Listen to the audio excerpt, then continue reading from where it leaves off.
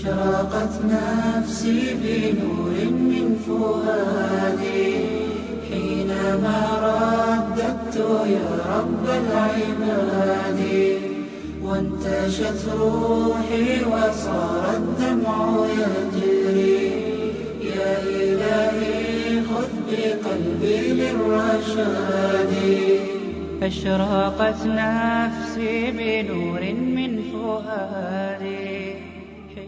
இது ப்ராஜெக்ட் என்னன்னா, நிறைய பள்ளிக்கூடங்களில் ஸ்கூல் எக்ஸ்பேண்ட் பண்ணக்குள்ள பேரண்ட்ஸ்ட டொனேஷன் வாங்குவாங்க. டொனேஷன் வாங்காத ஸ்கூல்ஸே கிடையாது, மவுண்டிரா வாங்காது. ஆனால் மவுண்டிரா என்ன செய்ய நினைக்குதுன்னா, நெல்லிப்பு எஜுகேஷனல் ட்ரஸ்ட் அந்த 46,500 ஸ்கொயர் ஃபீட் பில்டிங்கில் ஒரு 600 ஸ்கொயர் ஃபீட் பள்ளிவாசலும் நூலகமும் இணைந்த ஒரு ரூமுக்கு மட்டும் பெற்றோர்களுடைய பங்களிப்பில் நாம் கட்டப்பட வேண்டும் என்றது அது விரும்புகிறோம். ஏன்னா நம்ம 46,500 ஸ்கொயர் ஃபீட்டில் வெறும் ஒரு 6,000 1.5% ஆஃப் த ஸ்பேஸ் பிள்ளைகளுடைய பெற்றோர்களால் கட்டப்பட வேண்டும் என்று விரும்புகிறோம். அதற்கான ப்ராஜெக்ட் இது. ஸோ ஒரு சதுர அடி 2,500 ரூபா, ஒரு முசல்லாவுக்கானது 15,000 ரூபா. ரமலான் வர இருக்கின்ற காரணத்தினால ரமலானுக்குள்ளே இன்ஷா அல்லாஹ் பெற்றோர்களிடமிருந்து இந்த நிதியை வாங்கி காலத்துக்கும், அதாவது நம்ம மௌத்தா போனால் கூட அதில் கடைசி நபர்கள் தொழக்கூடிய காலம் வரைக்கும், கடைசி மனிதன் படிக்கக்கூடிய காலம் வரைக்கும், கடைசி ஸ்டூடெண்ட் படிக்கக்கூடிய காலம் வரைக்கும் நமக்கு அதில் நன்மைகள் கிடைத்து கொண்டே இருக்கும். அதில் நம்ம பங்களிப்பும் வேணுங்கிறதுனால தான் இந்த ப்ராஜெக்ட் நம்ம அனௌன்ஸ் பண்ணுறோம். ஏன்னா இது ஒரு நிரந்தரமான சதக்கத்துல் ஜாரியா. அதாவது ஒரு சம்பவத்தை நினைவுபடுத்திட்டு முடிச்சுக்கிறேன், அடுத்த நிகழ்ச்சிக்கு போகணும். பெருமானார் ஸல்லல்லாஹு அலைஹி வஸல்லம் அவர்களுடைய பல போர்களில் மிக முக்கியமான ஒரு போர் அகழ்போர்.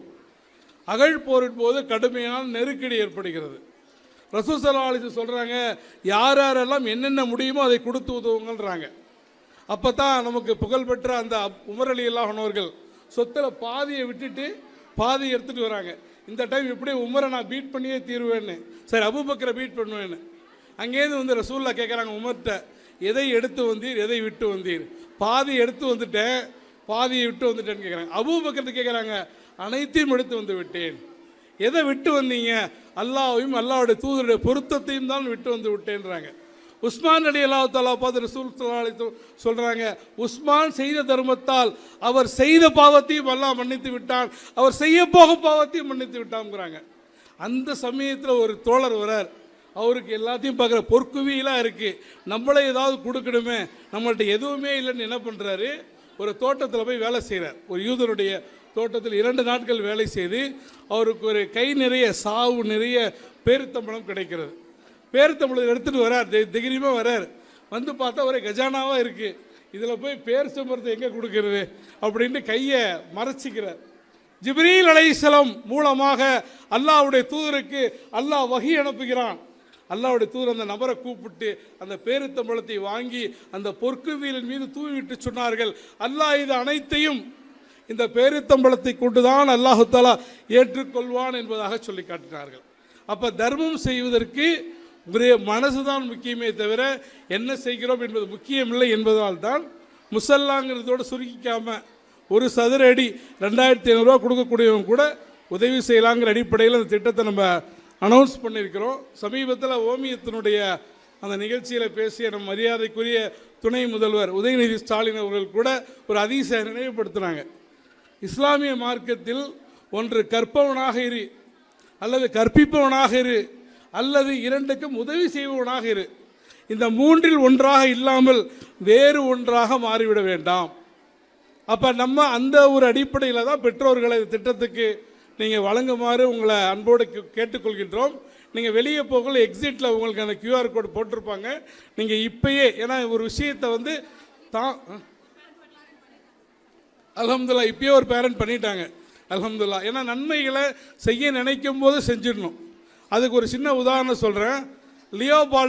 லியோபால்ட் கேள்விப்பட்டிருக்கீங்களான்னு தெரியல. அவர் ஒரு யூதர், இஸ்லாத்தை பற்றி நிறைய படிக்கிறார். ஆனால் இஸ்லாத்தை ஏற்றுக்க விடாமல் ஏதோ ஒரு தடுத்துக்கிட்டே இருக்குது.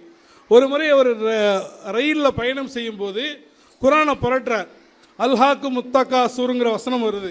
செல்வத்தை பெருக்கும் ஆசை உங்களை பராமமாக்கி விட்டது, நீங்கள் மன்னரைகளை சந்திக்கும் வரை என்ற வசனத்தை படித்தவுடன் நான் இன்னைக்கு மூத்தானா என்னுடைய நிலைமை என்ன நாளைக்குன்னு உடனே இஸ்லாத்தை ஏற்று த ரோட் டு மெக்காங்கிற ஒரு ஃபேமஸான புத்தகத்தை எழுதினார். அப்போ நம்ம இந்த ஒரு ப்ராஜெக்டில் அங்கே இருக்கக்கூடிய எத்தனையோ ஹதீஸ் கிதாபுகளில் எத்தனையோ இஸ்லாமிய விஷயங்களில் ஒரே ஒரு விஷயத்தை ஒருத்தர் ஃபாலோ பண்ணார்னா அவருக்கு அது மகத்தான நன்மையாக இருக்கும். அதற்கு உதாரணமாக என் டிஐஎஸ் ஸ்டூடெண்ட்ஸ் நான் அடிக்கடி சொல்லக்கூடிய சம்பவத்தை சொல்லி இந்த நிகழ்வை முடிவு செய்கிறேன். சிதம்பரம் அண்ணாமலை பல்கலைக்கழகத்தில் 1970s 2 மாணவர்கள் ஒரே அறையில் தங்கியிருந்தாங்க. ஒருவர் முஸ்லீம் 5 வேளை தொழக்கூடியவர், இன்னொருத்தவர் ஹிந்து ஆனால் கடவுள் மறுப்பு கொள்கையுடையவர். ஒரு நாள் இந்த முஸ்லீம் என்ன பண்ணுறாரு, 2 பழம் வாங்கிட்டு வர்றார். ஒரு பழம் அடிபட்டுருக்கு. அடிபட்டதை நம்ம நார்மலாக என்ன பண்ணுவோம், நல்லதை நம்ம வச்சுட்டு அடிபட்டு தான் அடுத்த ஆள் தள்ளுறோம். ஏன்னா நம்ம யாராவது தண்ணி கேட்டால் தான் நமக்கு தண்ணி தாக வரும், உடனே தண்ணி குடிச்சிட்டு தான் அடுத்த ஆளுக்கு கொடுப்போம். நம்ம அவ்வளோ உதவி செய்கிற ஆட்கள். அவர் என்ன பண்ணுறாரு, நல்லதை அவருக்கு கொடுத்துட்டு அடிபட்டதை இவர் வச்சுக்கிறார். இவர் சொல்கிறாரு, நீ காசு கொடுத்து வாங்கியிருக்கப்பா, நீ நல்லது சாப்பிடு. இல்லை, எங்கள் தூதர் சொல்லியிருக்கிறாங்க. என்ன சொல்லியிருக்கிறாங்க, தான் விரும்புவதை தன் சகோதரனுக்கு விரும்பாதவரை ஒரு உண்மை முஸ்லீமாக முடியாது. மனுஷன் அசந்துடுறாரு. 1400 வருஷத்துக்கு முன்னாடி இப்படி ஒரு செய்தியா ஆதாரம் கேட்கிறார். நம்மளை மாதிரி சேதாரமாக்குவதற்காக அல்ல, ஆதாரம் உண்மையிலே கேட்கிறாரு. சீராவை படிக்கிறார். அன்றைக்கு கேள்வி கேட்ட அந்த பன்னீர்செல்வம் தான் மறைந்த புதுக்கல்லூரியுடைய பேராசிரியர் அப்துல் ரஹ்மான். ஜக்காத்தை பற்றி PhD பண்ணி டாக்டரேட் வாங்கி எத்தனையோ பேர் இஸ்லாத்தை தழுவுவதற்கு காரணமாக அமைந்த அப்துல் ரஹ்மான் இஸ்லாத்துக்கு வருவதற்கு ஒரே ஒரு ஹதீஸை இம்ப்ளிமெண்டேஷன் பண்ணது தான் காரணம். அப்போ இவருடைய நன்மைகளில் ஒரு பங்கு அவருக்கு கிடைக்கும். அந்த நன்மைகளை அடையக்கூடிய மக்களாக நாமும் மாறுவோம்.